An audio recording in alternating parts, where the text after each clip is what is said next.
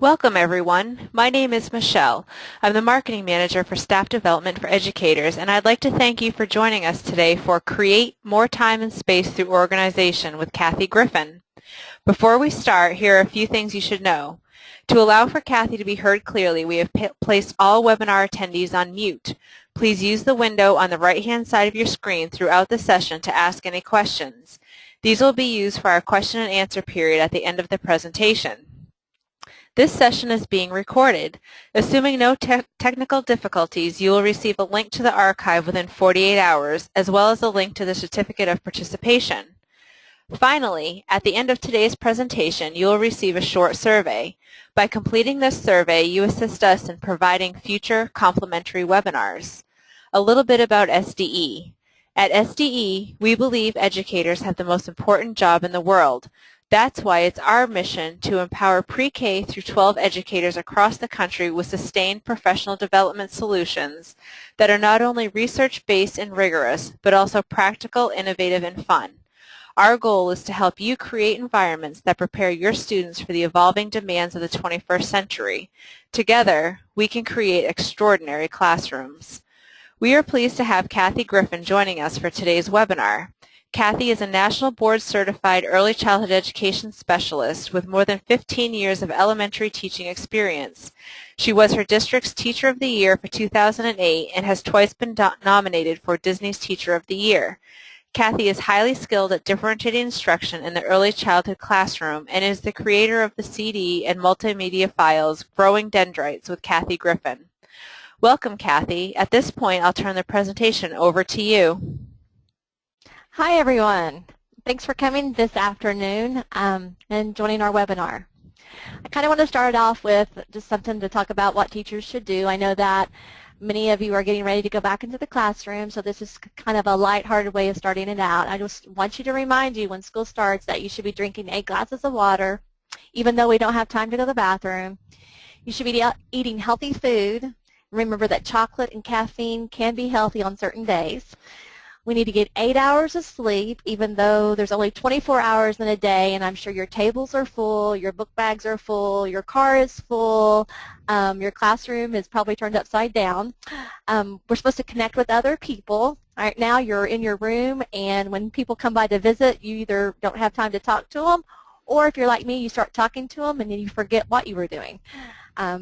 Be physically active. I know right now I'm helping a friend with her classroom, so I really don't need exercise because I'm lifting boxes and taking things out to the trash, and we're running back and forth.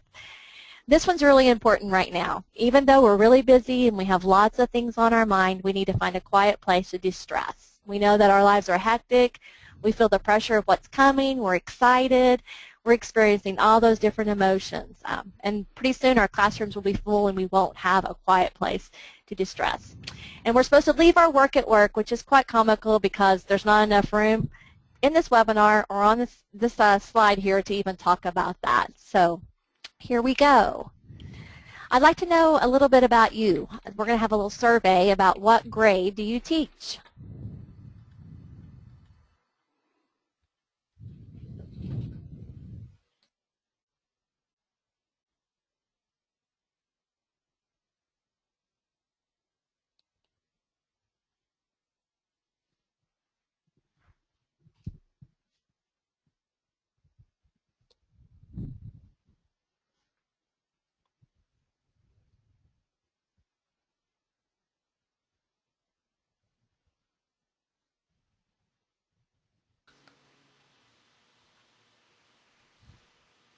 Okay, and it looks like online we have about 42% K teachers, 25% first grade, 15% second grade, and about 20% other. All right. Next question. When does your school start? It already has? August or September?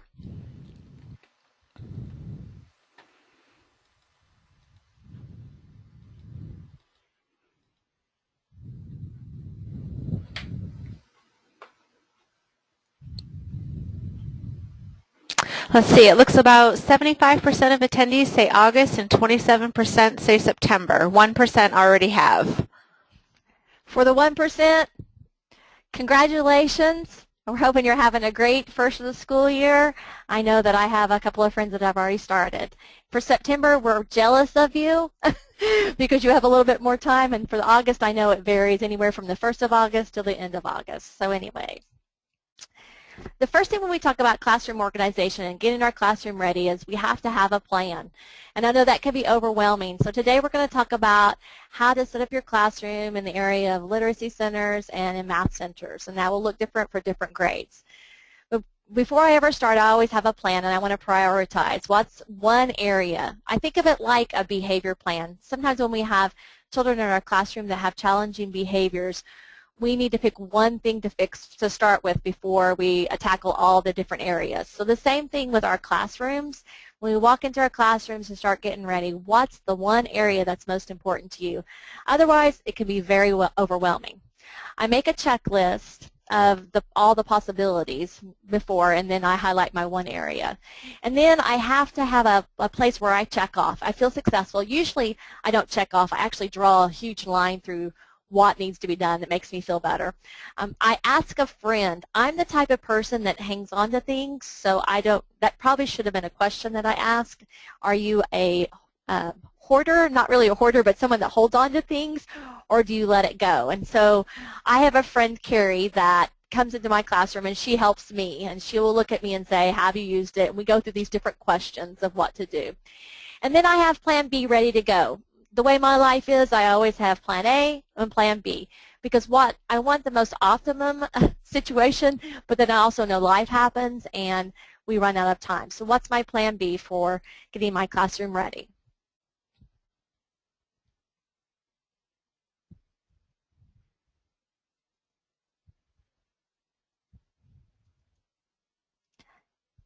I have to go back. Sorry, I lost control.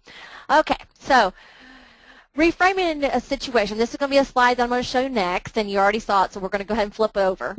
We're going to reframe this because this is what, I got this picture from a friend, this is what our classrooms can look like sometimes when we start organizing, and it could be overwhelming. I don't know about you, but this is what usually happens to me.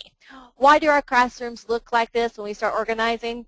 It's because we pull every single thing out of our room. Do you do that? I'm the type that wants to pull every single thing out. So no, we can't do that. We have to go back. So we're going to reframe this whole situation and take the negative situation and find the positive side.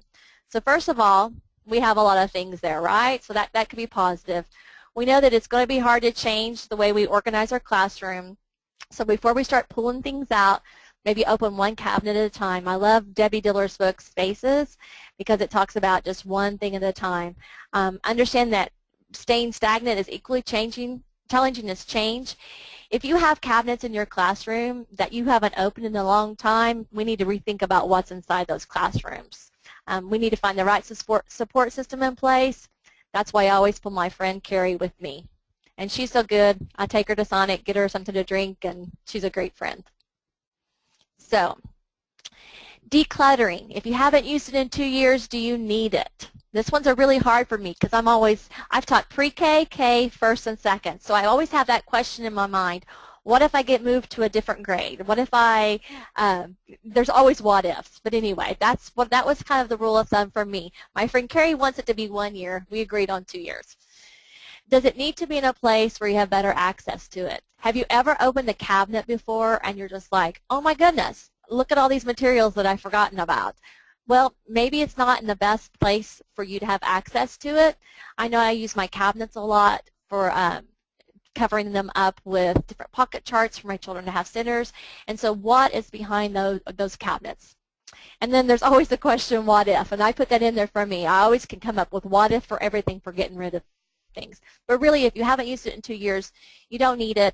I tend to take my things down to the a hallway, and then I try to see if anybody else wants them, or I donate them to a first-year teacher. How are you going to store your materials? This is my favorite, most organized, so proud of, Literacy Center ABC letter tubs. And when I first started this project for you kindergarten teachers, I collect objects that go with the letter sounds. And if you want to go to my blog, there'll be a link at the end. There's a letter that you can send home to your parents for collecting items for your classroom. I started off with a plastic bag system where I would just put things in plastic bags, and it became full pretty fast, and so I came up with my tub system and organizing them, labeling them. It doesn't have to be fancy labels, just something simple. These are just actually little address labels that I put on there. And on the top of the box, I have the letters, so I can see it from all sides. I don't know if you noticed that. You can see it from the front, from the side, and from the top. Because our point of view and angle may be different at all times, I want to know what is in the tub at all times. Sometimes the children will have them out on the tables. I can look over and see what materials we are working with. So there's just type of ways to do it with smaller tubs, and then we have the larger tubs with the themes in them. So ready, set, go. We're going to set up a classroom. I have different examples. I have a couple of kindergarten pictures and some first grade pictures, but we'll talk about how it applies for each classroom. Arranging your classroom. You need to think about your traffic flow, your small areas of learning, long, narrow, open spaces. Oh my, that's for me to remind you of my fail. When I had a classroom, I think it was my second year of teaching, I had one of those long, narrow classrooms. And for some reason, I thought it would be great to have centers on both sides. I wish I would have taken a picture, but I didn't. Actually, I'm kind of glad I didn't. But I had all of my centers on one side of the room and on the other. And I had this long, narrow area where you could walk into group time. And when I say walk, it wasn't walk. It was actually slide into home base to hit to the center time. So my children were actually running and sliding to get to group time with me trying to figure out why they were doing that. So when we think about setting up our classroom, pulling out all of our materials, what do we really need, and how can we make small areas of learning? We want to be thoughtful. We want to be research-based. And I put on here what stands out to you on this page. Most likely the first thing you saw when I put this slide up is the red and the bold. When you're talking about rearranging and making your classroom community, you want to make sure that it's not so overwhelming. There's a lot of research out there. We want it to be cute. We want it to be practical, but we also want to be research-based for our students. You want to allow for traffic patterns for kindergarten and for all grades. And notice in these pictures, everything's kind of grouped into small areas of learning. We want the children to be able to collaborate with each other and have access to the materials without walking across the room. A lot of times you will lose your children if they have to move from one area to the other to get materials. They'll forget about what they were doing on the way over there, and they'll talk or they'll get off task. So we want everything to be focused into the area of learning.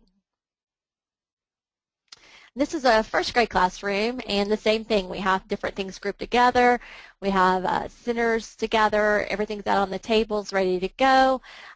Different areas of learning and places to sit, places to move. Same thing with kindergarten. You want them to be able to have areas to move around and places to walk. Another view of a classroom.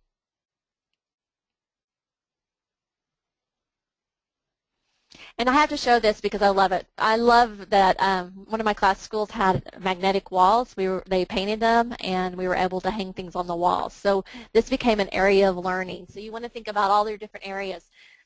What I found after doing this and organizing my classroom this way, I started hanging some pocket charts from some of my cabinets so that my children were able to stand and move at the same time and do activities that way. So when we set up our classroom, we want some areas where they're sitting and some areas where they're standing. We know that like when we do read around the room or write around the room, where are they going to be going to doing those activities? Storing materials for centers. This is the ideal situation. I've taught at 4 different schools, so we all know your situation is unique. You may arrive at a school. I had a school where we moved to full-day kindergarten, and we were able to order whatever we wanted. So we all had cubbies. Everything was color-coordinated. It was wonderful. We had labels. It worked great. So that's optimum if you can do that. We had cubbies. I've been at schools where we've had mixed match shelves, and we've had to work with that. I've been at a school that's had no cubbies, very few shelves, and we used our counters. And then my first school, it had none of that, and we had to use the floor. So what can you do? How can you arrange it where it's not cluttered, where children have access? And that can be challenging if you have to use the floor and the counters, but there is a way that you can do it. One of the things that I buy from Target, I buy the dish pans. They're $1, and I use those. And this is the situation where I had to use my counters, and I didn't have a lot of money. So I would use a dish pan, and then you can put manipulatives in them, and you can stack them on top of each other, and they don't stack very high. So those are the things that I did for organizing my math centers when I moved to the school without my cubbies. So I number my math centers, and I number my literacy centers. So those are just dish pans at Target. I'm sure they have them at Walmart. Probably have them at the Dollar Tree too. When we access my materials for math, I'm always thinking about manipulatives, recording sheets, directions, or rebus, I-CAN charts, and anchor supports. All of those will go into my tubs right here. So I'll have a tub, I'll have the activity, and I store those materials right on top of here. You can color code them. I use a number system for math. On the side, there is a shape that goes to the table that the tub will be going to, and I'll show you that in just a second. Some people use picture symbols and just have the picture only. And then they match the table. I do numbers for my math for several reasons. I have many math manipulatives, and I want to be able to access them. Plus, I teach my children the numbers that way, and they know which numbers to do it. We put the tubs in number order, so really it's actually a learning opportunity also. So this is set up for literacy, but I wanted to look here. I have a star shape here, and then on my table I'm going to have there's a star underneath. The same thing for my math centers and my math dish pans.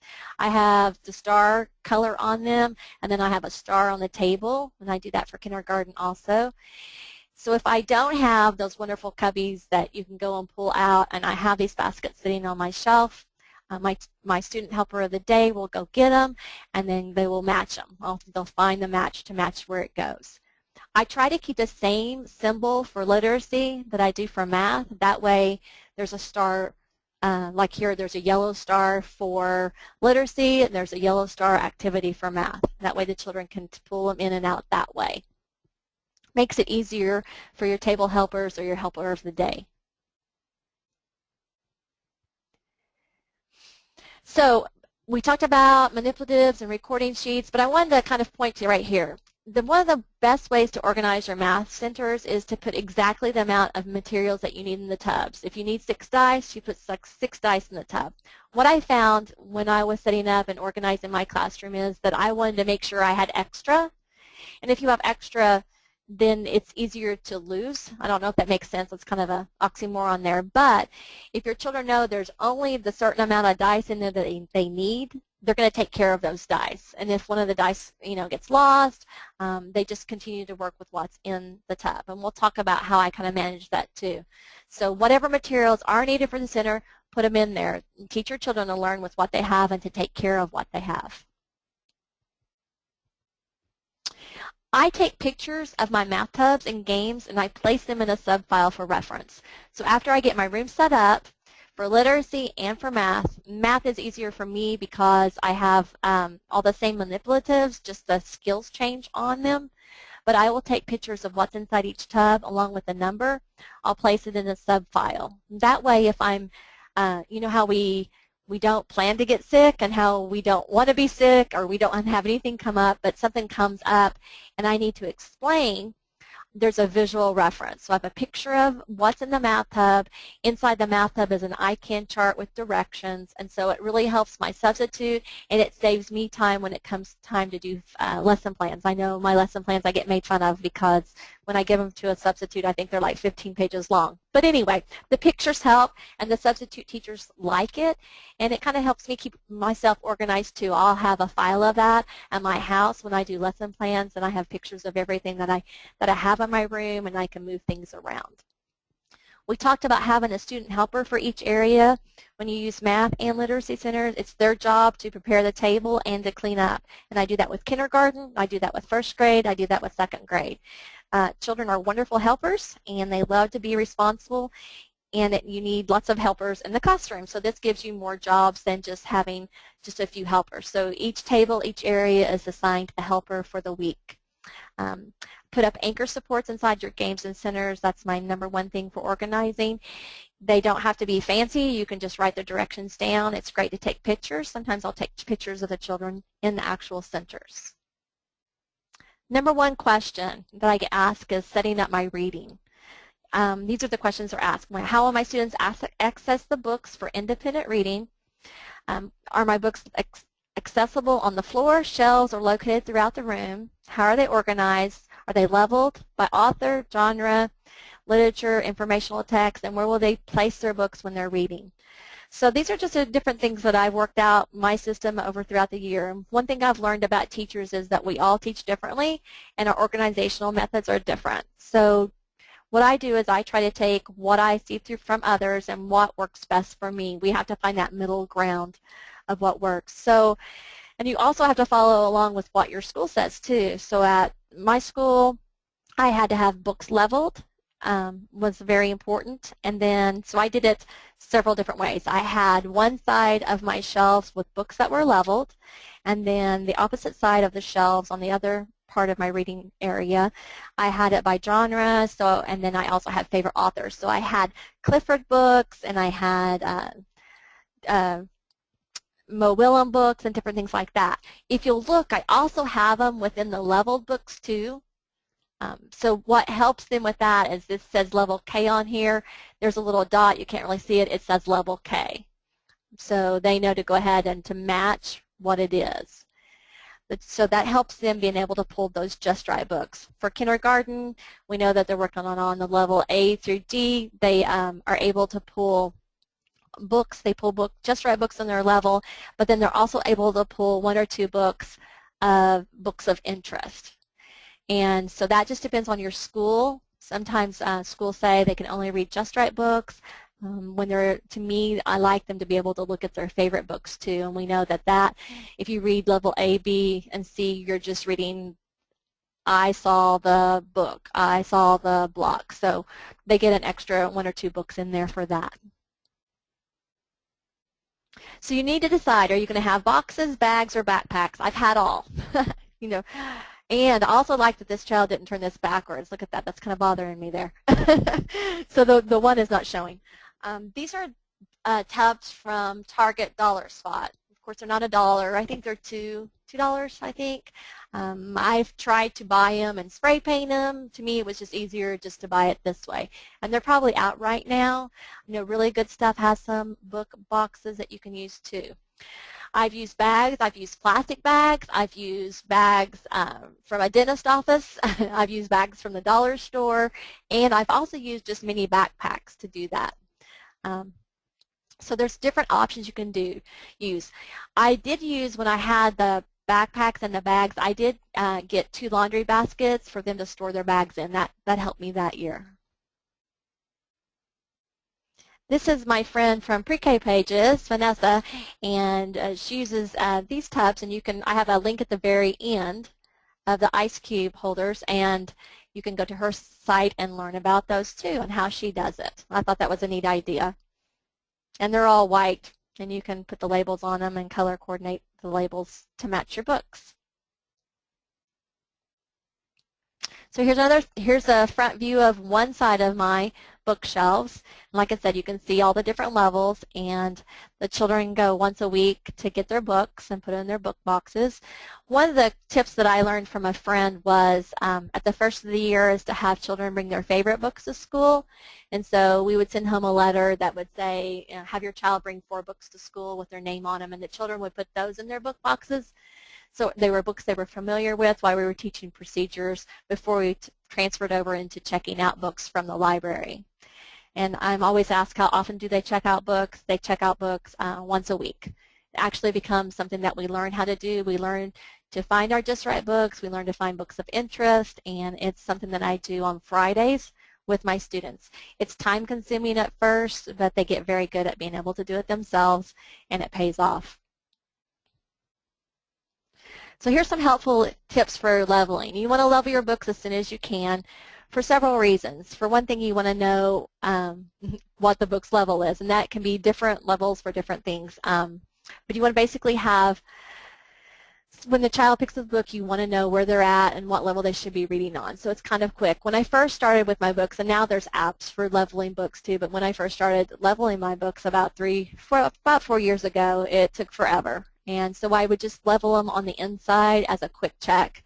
And then the next year I was able to go back and put stickers to go with it. My other baskets, if they're Clifford, if they're Arthur Brooks, whatever, Mo and William books, and they have labels to match for them to put back. And this kind of helps too with matching letters and ABCs. I'm going to start with a small amount for each level.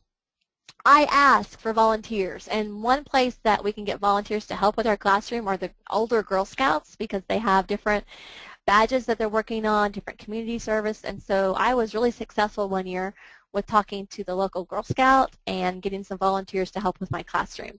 They like to color, they like to laminate, and so that was just a reminder for me to tell you that they need volunteer hours and they're working towards that. I use high school clubs. We have different high school clubs that will volunteer.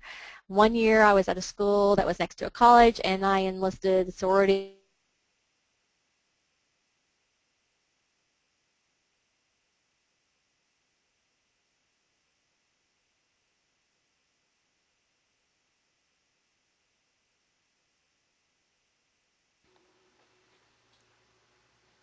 You're thinking about literacy centers, and, how many will you need? How will you store them? I used to start it off with manila envelopes, because when you start off and you don't have much money and you're a first-year teacher, you have to do it with what you could do. So I put them in the manila envelopes. I laminated them. If you can notice right here, I am a zipper bag fanatic. I have zipper bags for everything, and I love them. So I get them at the Dollar Tree. If you order them during the year, they're expensive. So this is the time. Right now, go out. Be glad you don't live in my area, because I get them all. No, I'm just teasing. I leave some. But I like to get the different zipper bags. I get different colors, and that way I put my activities in the bags. And so actually some of these are the same games, but they're just different levels. So I have a Go Fish game here that is silent E skills, and then I have a Go Fish here that has words with the ack, ack, ick, ock, uck family.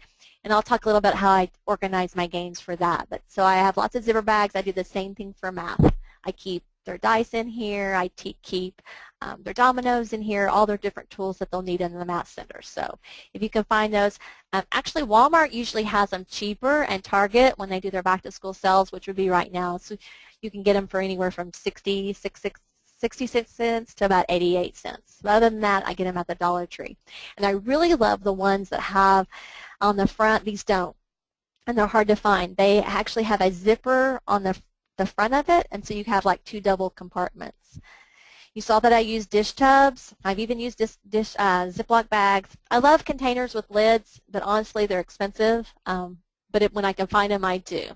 So what do I do about lost pieces? I coordinate them by colors, and I put different skills on the back. I know, like when I get a different piece, like here it has the little family on here, then on the back of here I have a little family. That can be as simple as you putting a dot on it, putting a sticker on it, so when all my game pieces fall out, or you know how we find things on the floor. I'm sure that if you're cleaning your room right now, you probably have a bucket full of lost pieces. So I try to put things on the back so my children are able to put them back where they belong. That way it's proactive with them, and then my bucket is not that big at the end of the year. I actually have we check our lost and found bucket usually around December and then at the end of the year. And I noticed that by putting a sticker or a dot or some type of color coordination on there will help with the children managing themselves. Because ultimately we want them to be able to manage the classroom, for the classroom to be organized so that they can take part and help. So on my word sorts, I organize them by skill. I very seldom have them cut their own word sorts. Usually they're pre-made in the zipper bags, and it saves time. I have lots of opportunities in kindergarten for them to be at the art center and cutting and making all different kinds of art projects. So that's one of the things that I do to organize and save my time, is by going ahead and having those cut out and ready to go. And then I'll go back and show you. So I go ahead and I have the word sorts in a zip bag, and then it's in a little tub beside here. The children sort them. And well, we'll talk about accountability in just a little bit as far as what they do with that. But the children are able to sort. They sort by color patterns. If you make your cards, you can use a 3x5 index card, cut them in half, and then make your own word sorts that way. With spelling, I have them use WikiStick, magnetic letters, and I vary their writing tools. As far as their, I say marker right here, markers. That's what I ask for from my families, or when people ask what I want, I get all different kinds of markers. I like the ones that you can write on top of each other and they change colors, and the ones that make the zigzag. I find that when I have lots of different tools as far as writing tools, that my children are more engaged, and then I sort them back the way they go, and they're very happy about that.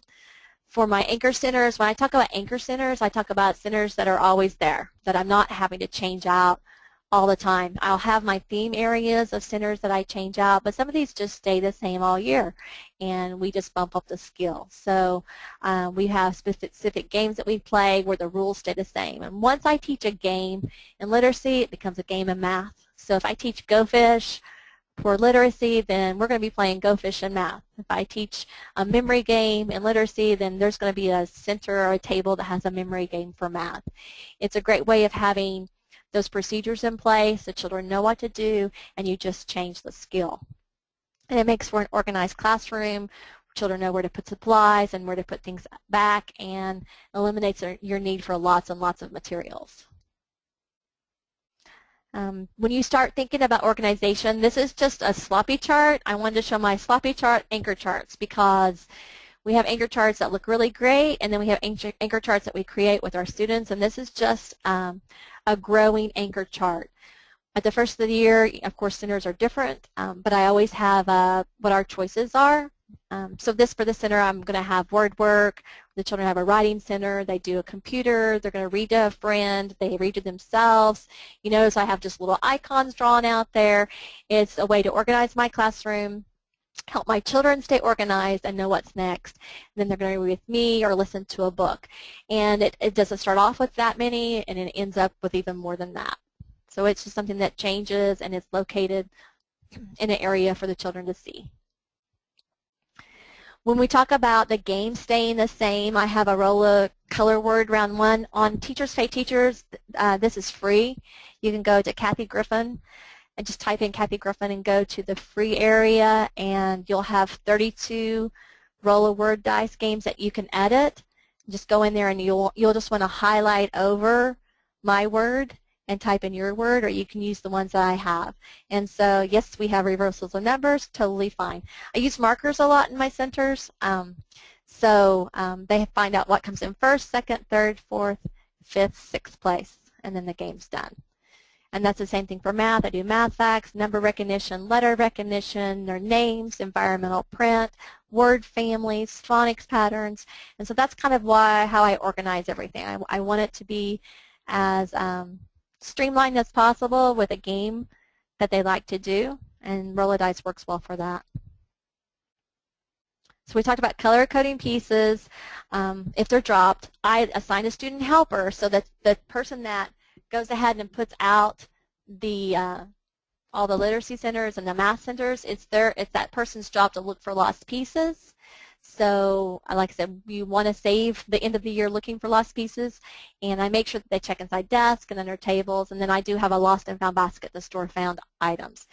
Once again, if they lose their dice, then I don't pull them back out. They learn how to share with what they have, and then I'll wait a month before I put something back in. So accountability, it's going to look different from kindergarten in some ways. In some ways, it's not. My kindergartners still use a composition book. This is first grade writing, though. Everything goes in a composition notebook to store their evidence of learning, and I use tape. I'm not a glue teacher. I use tape because it's process over product, and we just want to have evidence of their work. So they all have their notebook right here. I put purple duct tape on the girls, and I think the boys I just left alone. Sometimes I'll do green. I'll do different colors. The reason I do that for organizing it is that, that's a lot. I'm trying to think of how many students. The least amount I've ever had, I think, is 23. I think, anywhere up to 28 students. And so when you see books laying around, it's always nice to know, is it a boy's book, is it a girl's book? It's just a way that we keep track. So they have those on there. And then these are shoestrings. I've used shoestrings. I don't use the ribbons because the ribbons kind of ravel, but I'll put a shoestring at the back, and then they pull it over to the page they're working on. So right here, the shoestring would be over here when they were finished working.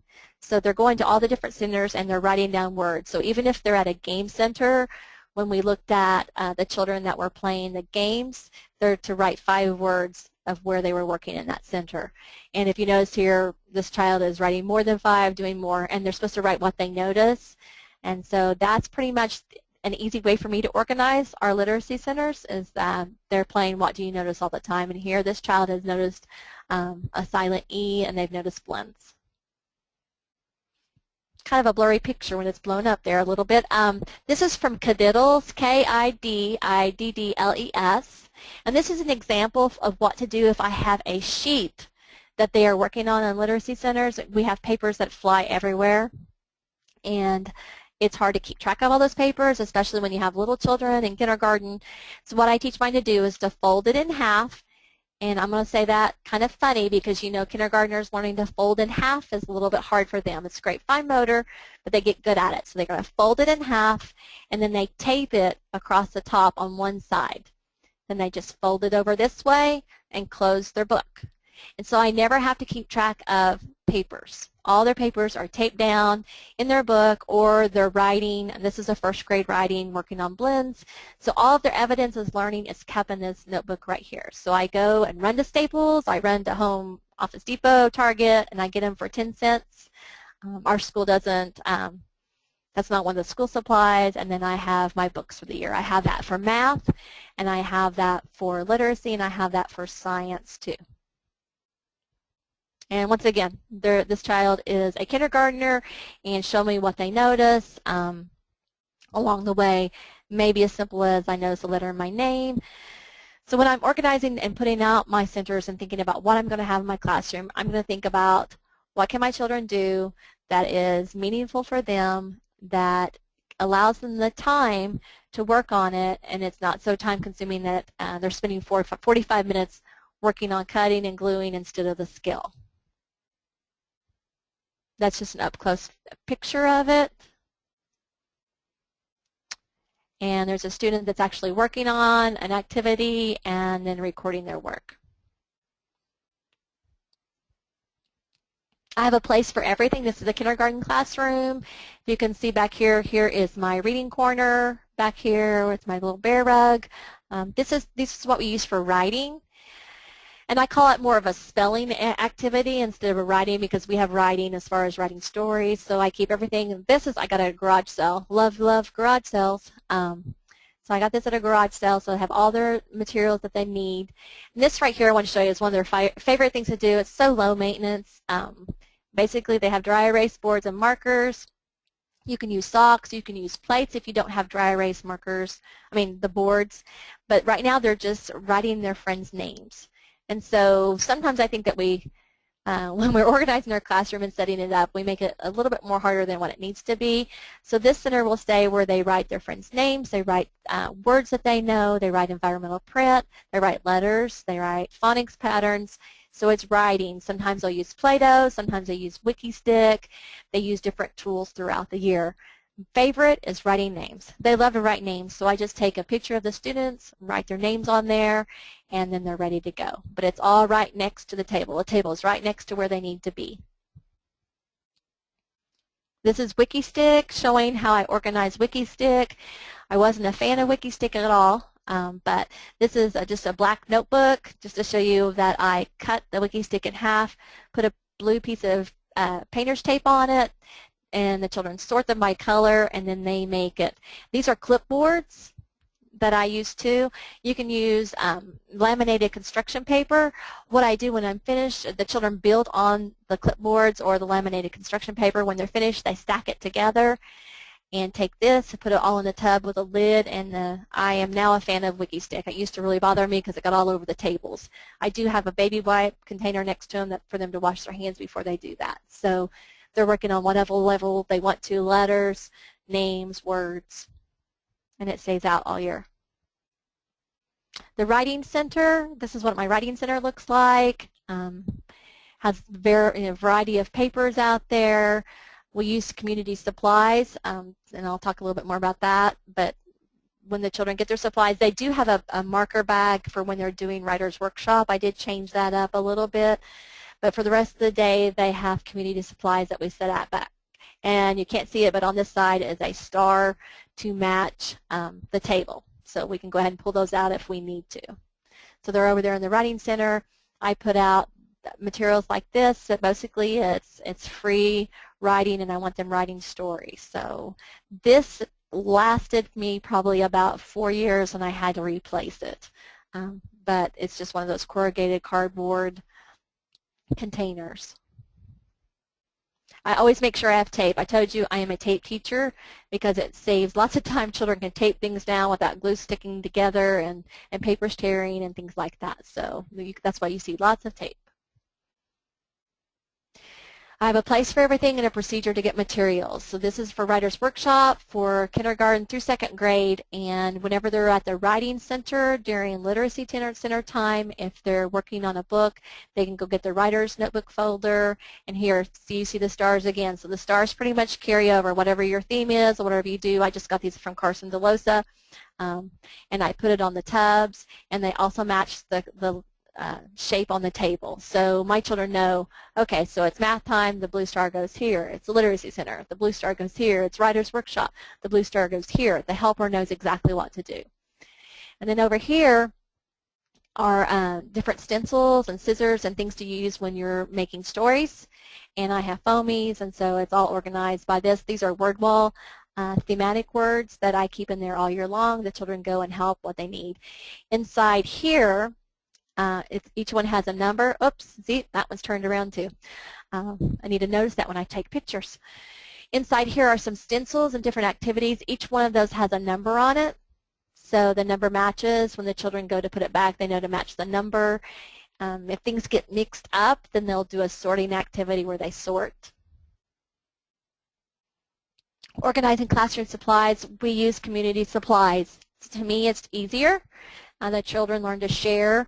We put our marker lids back on. We call them sad markers. That's what I call them. Call them sad markers when we lose our lids, because when they're sad markers, they dry out and we have to throw them away, and then we don't have very many markers. So my families know that I like to do community supplies. We put them all together, and it works out really well that way. But you know, you have to know your class and you have to know your preference style. If that's something that really bothers you, then you can go ahead and do the pencil boxes. Those pencil boxes drive me nuts when I hear them shaking all over the room. So we kind of have to deal with what issue is. So community supplies work great for me.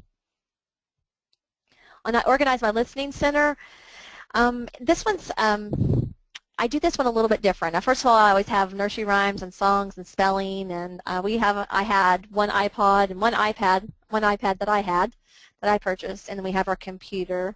So these are individual. The children there'll be longer stories, or there might be some remedial activities too in here, because usually my listening centers look like this. And I want to show you two different ways that I did it. You know, you have to do with whatever your school gives you, right?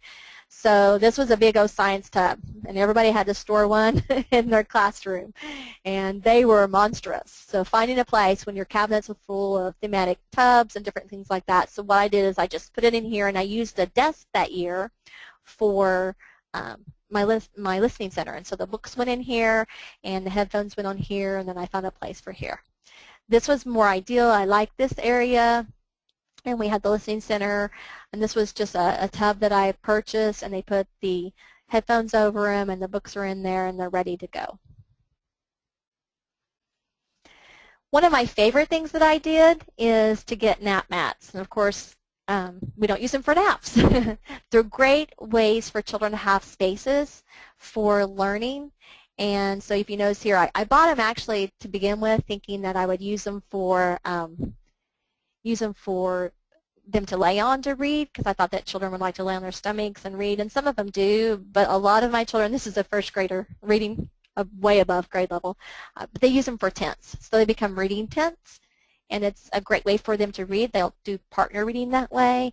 And so look around while you're out and ask your families if they have younger children. Lots of children have nap mats. Once I bought 10, and then I was able to find more just by people word of mouth. So they're great. You can clean them off and store them. I just store them in a tub or a laundry basket.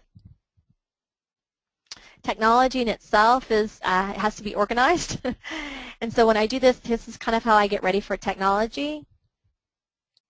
I have a list, and it's whose turn is it? It's very simple. I'm just going to kind of show you what I do. So I'll have a list of it, and it'll go on down to 24. It won't fit in there. So to get organized for this, I have the list ready to go, and so it would be Sean's turn to start on the smartboard. Sean would go and get a friend to go with him to play the smartboard during that time. I used to have 1 and 2 go together, but that would mean that this person was either in the bathroom or sick or being pulled, or we never knew. You know, always something that gets interrupted. So Sean will pull a friend to play with them. When they're finished, Sean goes and gets Harrison. Harrison goes and finds a friend. They are on the smartboard together, and then it continues on and on.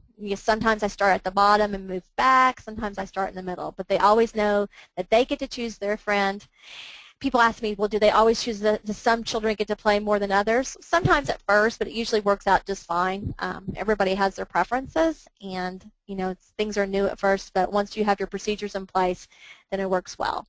So since I do it that way, when I organize and set up my computer centers or your iPads or whatever technology you have, it's the same thing.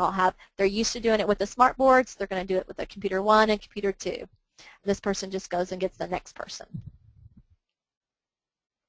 On my website right now, I have Building a Classroom Community, where we share our time and space and materials and our teachers' attention. So I wanted you to be aware of that. We're talking about having a behavior study. So if you're interested in finding about how to build that classroom community and all those different challenging behaviors that you deal with, you can check out my blog. As we go and organize our day and we get ready for school, sometimes we tend to forget what's really important. I know I always stress out to make sure my lists are just right, and I'll have my list ready to go with everything labeled and ready to go, and then I'll get 4 new students and 2 won't show up. And so sometimes those things can overwhelm me, and I know where you're at right now. Some of you are really overwhelmed. It's exciting. It's overwhelming, but these are positive ways for you to start your school day, because no matter how organized you are, no matter how unorganized you are or that you feel right now, what's going to make the difference is you. You're the teacher. You're the one that drives the community of your classroom. So these are just positive ways to start your day, to play some music when they arrive. Always smile and greet your students at the classroom door. I'm very adamant about shaking their hands or high five or whatever signal we have to let them know that I'm glad they came to school. If they're late, I always want to remind people that teachers that our young children cannot drive, and I know it's very frustrating when they're late. But our body language can de-escalate in an already tense situation. You want to welcome them and say, I'm so glad you came to school. I know my life is very chaotic sometimes. I have a child with special needs, and she has Down syndrome and diabetes, and sometimes just getting out the door is just hard to do. So it's really nice when I would go to school, and what made me think about this is I would go to school and our school counselor would say, I'm so glad you came to school today, Kathy. And it would just totally just relax me. And, you know, so that's what we need to do as teachers too. We want to provide time for our students to share. We may have so many different things planned for the first day of school, but them being able to share their thoughts and being able to talk, and of course we have to teach those procedures.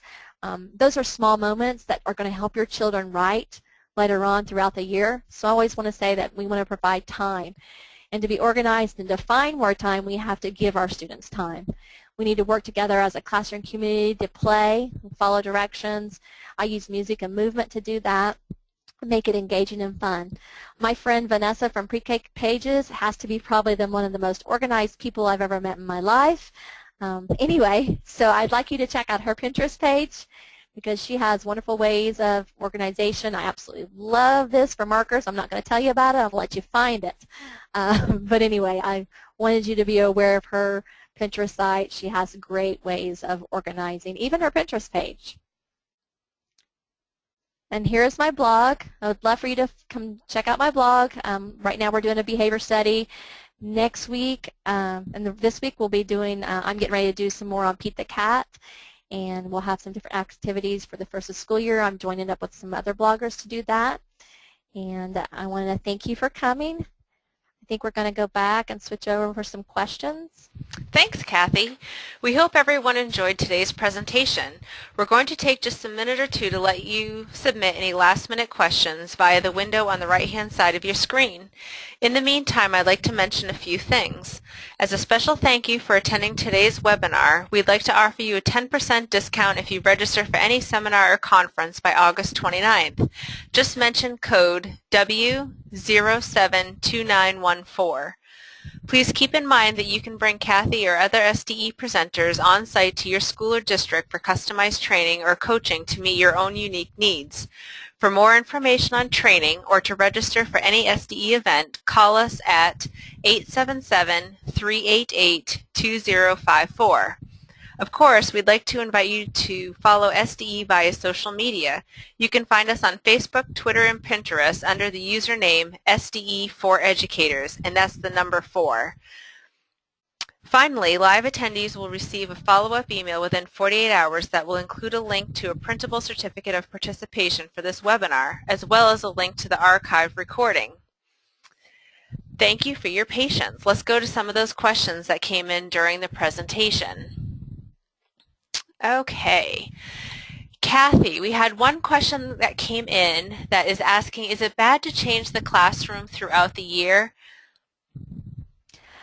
I'm going to say no. I mean, because life happens, and that's the perspective I'm going to go to. Best case scenario is you want to have your classroom set up, but we know that you really don't know what your classroom's going to be like until you get your children. And so your best what you think is going to work. I know, and for myself, one year I had 28 students and I had to change things. My suggestion is to change just a little bit at a time. You don't want them to leave on a Friday and come back and have a completely different classroom. Also, involve them in the process of why you need to change. You know, if you're crowded, if you're running into each other, or if there's whatever the situation is that you need to change, I put my children on the floor and we talk about it, we brainstorm. They know that it's going to change, so I'm letting them know that, and they'll just do a little bit at a time. And I've had to do that before. You know, we're teachers, life happens, our children come, our classroom dynamics happen, and so we tend to do that. So okay. I think to me it's perfectly fine. Perfect. Another question that came in, do you use a lot of anchor charts, and is that what you mean by anchor supports? Yes, I do use a lot of anchor charts. I do. And my anchor charts are created with my classroom. And so when I talk about anchor supports, if they're going over, check on my blog. I think it's like, if you'll go onto the side, on the side of my blog, there's a anchor chart that's called What If.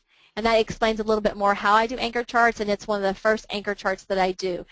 Anchor charts for me help children anticipate what they need to do in a certain area, and what we feel they need to do and what they think they need to do, and the process in between are two different things. So yes, I always make sure. If you want to go on Teachers Pay Teachers, I think it's Train Math, it's free. You can download that for free, and it has a sample of ICANN anchor charts that I put inside my centers. So that'll give you an example. So two different ones. I have anchor supports as far as where I had the different literacy centers hanging from during the webinar, and then I have those that go inside the actual activities. So that'll give you two. So on my blog, it's called What If, and then on Teachers Pay Teachers, I think it's 5 and 10 Train Math. But anyway, go to the free section and download that, and you'll have a sample of an ICANN chart. Okay. And another question. This question is from Melissa. She's asking, how many compositions do you have in a classroom for different subjects? We do several, one for writing, one for word study, one for math, and one for homework. Do you recommend one book for all? No, I don't recommend one book for all. And you know, that's going to have to be you. I know I have merged and blended science and math together because that's a natural way to blend those together. For me, it's just easier to have them separate. I don't know if I have that many. I do have a math. I do have the literacy, which is their word work, and that can also include reading reflection responses. It's anything within word work, responding to literature. anything that we do that has involved with literacy goes into that one. And I'm able to track it. The children, they'll write the initials of what they did. I actually have that system down pretty well where they write the initials of what they did, so I know the area. So basically literacy and math. And then when I bring in science composition notebooks, sometimes I start off, especially with kindergarten, I'll just do a few pages. I'll do maybe 20 pages of just regular copy machine paper, and that's our documentation of our learning for that. Great question. And we actually have a couple different people asking if you have suggestions for using desks in the classroom instead of tables. Oh, did you love my tables? I know. You saw those tables, didn't you? Everybody wants those tables. I didn't even think about that. So first of all, let me say, those are amazing tables.